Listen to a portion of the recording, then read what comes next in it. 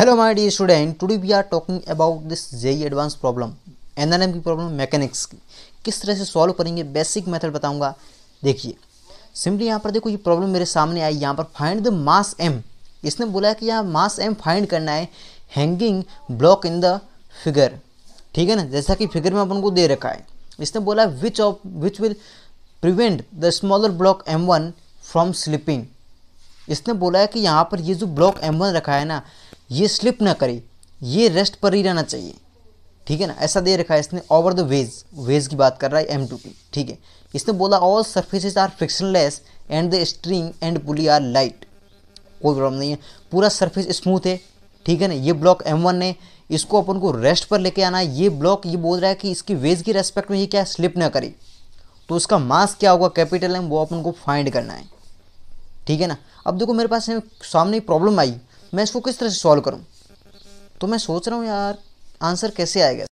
रुको जरा, सब्र करो, बोला धक्का मुक्की नहीं करने का। तो अब मैंने क्या किया, यहाँ पर ये जो पूरा सिस्टम, इसको मैंने क्या किया, M1 और M2 इन दोनों को एज ए सिस्टम मैंने यहाँ पर ले लिया।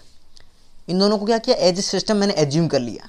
ठीक है ना, अब इन दोनों का मास, टोटल मास कितना, M1 प्लस M2। अपन को एक चीज़ पता है, net force equal to mass into acceleration. ये चीज़ अपन को पता है।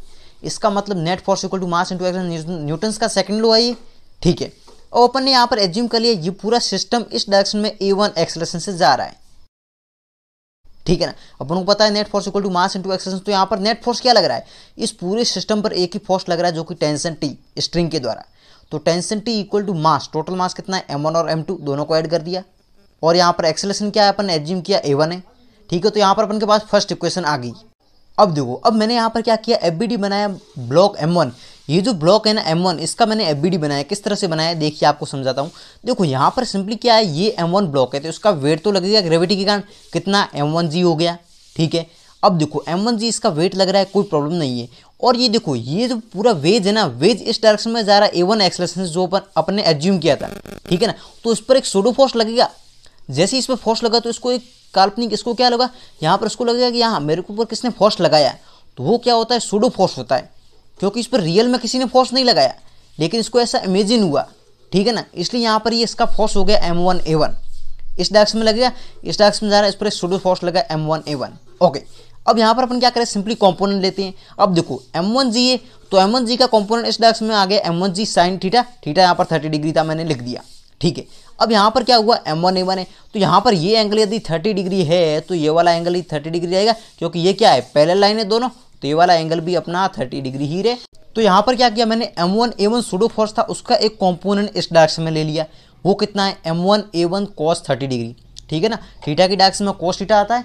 ठीक है, अब सिंपली यहाँ पर अपन क्या कर रहे हैं, देखो मेरे को यहाँ पर कोई मतलब नहीं है कि यहाँ पर इसके परपेंडिकुलर कितने फोर्सेस लग रहे हैं, मेरे को कोई मतलब नहीं उस चीज़, मेरे को यहाँ पर केवल मतलब है क्योंकि इसने बोला है कि वेज की रेस्पेक्ट में यहाँ पर ये स्लाइड नहीं करना चाहिए। इसका मतलब इसके जो पैरेलल टू द वेज जितने भी फोर्सेज लग रहे हैं वो नेट फोर्स 0 होना चाहिए। मजा आया, क्योंकि ये स्लाइड नहीं करना चाहिए वेज की रेस्पेक्ट में। ठीक है, तो यहाँ पर मैंने प्रॉपर लिखा है, यहाँ पर देखो, यहाँ पर लिखा हुआ block does not move parallel to the wedge, मतलब स्लाइड नहीं करना चाहिए। ये क्वेश्चन में कंडीशन दे रखी, इसलिए मैंने क्या किया, एफ नेट फोर्स जो कि पैरेलल टू द वेज लग रहा है वो 0 होना चाहिए। ठीक है, अब पैरेलल टू द वेज इसके कौन कौन से फोर्सेस लग रहे हैं इस ब्लॉक पर, तो यहाँ पर एक तो इसका वेट का कंपोनेंट आया था इस डायरेक्शन में, एक इसका अपर डायरेक्शन में सूडो फोर्स लग रहा था इसका कंपोनेंट। ठीक है, तो अपन ने यहाँ पर नेट फोर्स 0 कर दिया। किस तरह से किया, M1A1 cos 30 डिग्री ये वाला आ गया, और उसमें मैंने सब्ट्रैक्ट कर दिया इस चीज़ को जो कि डाउनवर्ड में इसका वेट का कंपोनेंट था। ये नेट फोर्स 0 हो गया इस पर।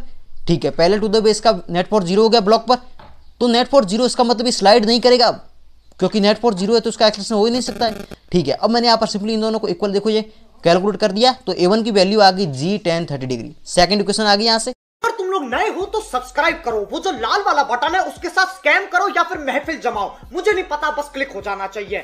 अब देखो, अब मैंने क्या किया, यहाँ पर ये जो मास हैंग था ना M, जिसकी वैल्यू अपन को फाइंड करनी है, ठीक है ना, वो अपन ने यहाँ पर इसका फ्री बॉडी डायग्राम बनाया इस तरह से। देखो इस पर यहाँ पर एक तो स्ट्रिंग से कनेक्टेड है, तो टेंशन अपर डायरेक्शन में लगा T, एज्यूम किया टेंशन T है। ठीक है, और यहाँ पर क्या हुआ, सिंपली इसका वेट तो लगेगा डाउनवर्ड में, कितना होगा, mg होगा, तो कैपिटल mg हो गया। और अपन ने यहाँ पर एज्यूम कर लिया इसका एक्सेलरेशन डाउनवर्ड में क्या है, A2 है। तो यहाँ पर सिंपली अपन को यहाँ पता है कि net force equal to mass into acceleration, net force क्या है, एक्सेलरेशन डाउनवर्ड में, इसका मतलब ये वाला फोर्स ज्यादा होगा, इसका वेट ज्यादा है, तो यहाँ पर नेट फोर्स क्या है, mg माइनस का टेंशन जो कि अपवर्ड में लग रहा है, तो यहाँ पर net force equal to mass into acceleration, तो यहाँ पर इसका mass capital M, acceleration a2 अपन ने एज्यूम किया था। थर्ड इक्वेशन यहाँ से अपनी आ गई। अब देखो मेरे को ये चीज पता है कि इन दोनों का, इस सिस्टम का और इसका एक्सेलरेशन, इन दोनों का एक्सेलरेशन सेम है, और मैं निकाल के भी आपको बता देता हूँ। पर सिंपली मैंने देखो यहाँ पर ये पूरा सिस्टम अपन ने यहाँ पर इस तरह से था, अपन ने इसका एज्यूम कर लिया एक्सेलरेशन a1 इस डायरेक्शन में एज्यूम किया था, और इसका एक्सेलरेशन डाउनवर्ड में एज्यूम किया था a2। इन दोनों का सेम एक्सेलरेशन है, किस तरह से फाइंड करेंगे, यहाँ पर एक कंसेप्ट आता है sigma of T dot A equal to 0।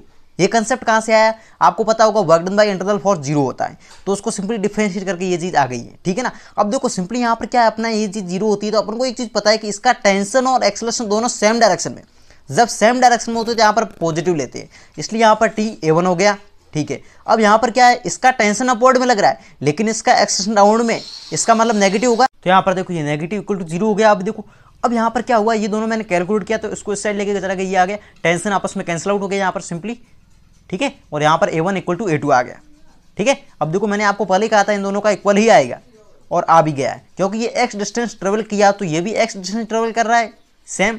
अब देखो अपन के पास 4 इक्वेशन है और वेरिएबल ही इतने नहीं है, ठीक है ना। किस तरह से सॉल्व करेंगे, देखिए सिंपली अब मैंने क्या किया, यहाँ पर फर्स्ट यहाँ पर ये किया, टेंशन की वैल्यू फर्स्ट इक्वेशन से थर्ड में पुट कर दिया। देखो यहाँ पर mg और माइनस का टेंशन की वैल्यू यहाँ से पुट कर दी मैंने, और इक्वल टू क्या है, मैंने सिंपली यहाँ पर m और a2 था, ठीक है, सिंपली इसको कैलकुलेट किया मैंने यहाँ पर देखो, और यहाँ पर मेरे को फोर्थ इक्वेशन है a1 इक्वल टू a2 है, तो मैंने सिर्फ a2 की जगह a1 पुट कर दिया, ठीक है, और यहाँ पर मैंने कैलकुलेट कर दिया इस तरह से, और यहाँ पर मैंने मास m कॉमन ले लिया, और इस तरह से मेरा यहाँ पर ये चीज़ आ गई। अब देखो यहाँ पर क्या हुआ, ये चीज़ देखो मास m था, ठीक है ना, इस तरह से मैंने इसको अपॉन में भेज दिया, तो ये क्या हुआ, ये कैलकुलेट हो गया मेरा, ठीक है ना। इस तरह से मैंने देखो यहाँ पर g, अब यहाँ पर a1, तो a1 की वैल्यू क्या है, तो a1 की वैल्यू तो अपन जानते हैं यहाँ से, a1 क्या है, g tan 30 degree, value put कर दी मैंने यहाँ पर g tan 30 डिग्री, ठीक है ना। वैल्यू जैसी पुट किया यहाँ पर g ऊपर नीचे यहाँ पर कैंसिल आउट हो गया, और सिंपली अपना आंसर आ गया ये। आप tan 30 की यहाँ पर वैल्यू भी पुट कर सकते हो, सिंपल अपना फाइनल आंसर ये मास m होगा। मास m की वैल्यू यही होगी जब यहाँ पर क्या करेगा, वो ब्लॉक स्लाइड नहीं। जब आप ऊपर नीचे tan 30 से डिवाइड करोगे तो ऊपर क्या बचेगा अपना m1 प्लस m2, अपॉन में क्या बचेगा कोट 30 डिग्री माइनस का 1, जो कि अपना फाइनल आंसर है। तो सिंपली यहाँ पर यही फाइंड करना था। इसने क्या बोला था, इसने बोला कि फाइंड द मास m, ये जो कैपिटल M है इसका मास क्या है, जिससे कि हैंगिंग कर रखा है इसने, विच द ये ब्लॉक स्लाइड न करे इस वेज के रेस्पेक्ट में। क्वेश्चन यही था अपना, तो यहाँ पर मास m की वैल्यू आ गई, ये वैल्यू होगी ना मास m की, जब यहाँ पर क्या होगा, ये ब्लॉक स्लाइड नहीं करेगा इसके रेस्पेक्ट में, वेज के रेस्पेक्ट में। तो आई होप आपको ये कंसेप्ट जरूर क्लियर हो गया होगा। अगर तुम लोग नए हो तो सब्सक्राइब करो, वो जो लाल वाला बटन है उसके साथ स्कैम करो या फिर महफिल जमाओ, मुझे नहीं पता, बस क्लिक हो जाना चाहिए।